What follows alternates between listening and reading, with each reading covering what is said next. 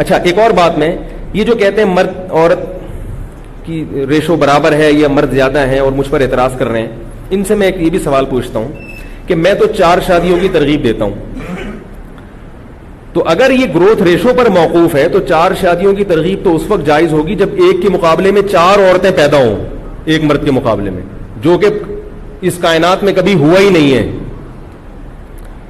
اتنا عورتوں کا گروتھ ریشو کبھی بڑھا ہی نہیں ہے کہ 1 لاکھ مرد ہو تو 5 لاکھ عورتیں ہوں, ایسا نہیں ہوتا کبھی بھی, یہ 4 لاکھ عورتیں ہوں. تو اس کا مطلب کیا ہے, 4 کی ترغیب کیوں ہے اس کو سمجھو. ترغیب اس لیے ہے کہ سپلائی کے مقابلے میں ڈیمانڈ بڑھ جائے. کاش سمجھا سکتا, سپلائی کے مقابلے میں ڈیمانڈ بڑھ جائے. کیا مطلب, 1 لاکھ عورتیں ہیں کسی بستی میں, 1 لاکھ عورتیں, اور اسی بستی میں مرد بھی 1 لاکھ ہیں, سمجھ رہے ہو. اب ہر مرد کوشش کرے گا کہ 4 کی, تو عورت کو اختیار, یہ تھوڑی ہے کہ کوئی زبردستی اس کو چوتھی بیوی بنا لے وہ بن جائے. عورت کیا کرے گی, وہ یہ دیکھے گی کہ میری طرف دوسری والے نے بھی پیغام بھیجا ہے, تیسرے والے نے بھی بھیجا ہے, چوتھے والے نے بھی بھیجا, اور کنوارے بھی بہت پڑے ہوئے ہیں, تو وہ پاگل ہے کہ دوسری والے سے کرے گی, وہ یقیناً کسی کنوارے کو ترجیح دے گی. ہم عورت کو تھوڑی کہتے ہیں کہ کسی مرد کی چوتھی بیوی بنو بھائی, ہم عورت کو یہی کہتے ہیں کہ اگر کوئی کنوارا ہے تو اس کنوارے کو ترجیح دو, دوسری والے کو ترجیح مت دو. نہیں آ رہی میرا خیال ہے بات.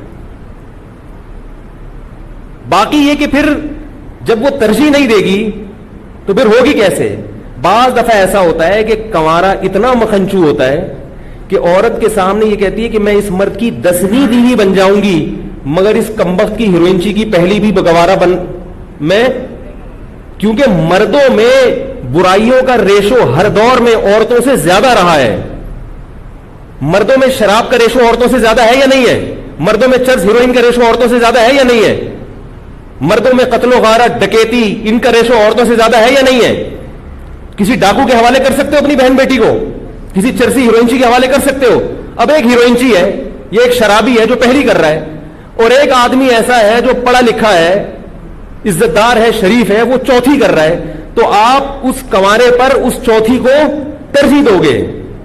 اس سے فائدہ کیا ہوگا کہ عورت کے لیے اچھے رشتے کے انتخاب میں سلیکشن آسان ہو جائے گی.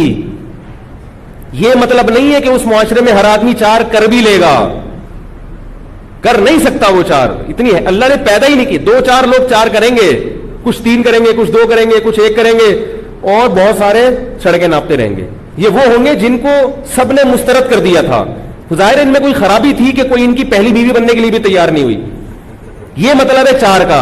اب بھی سمجھ میں نہیں آیا تو بھائی اب بول لیں یار, پولیس کو بلا ہی لیں, بلا ہی لیں, بہت ہو گئی.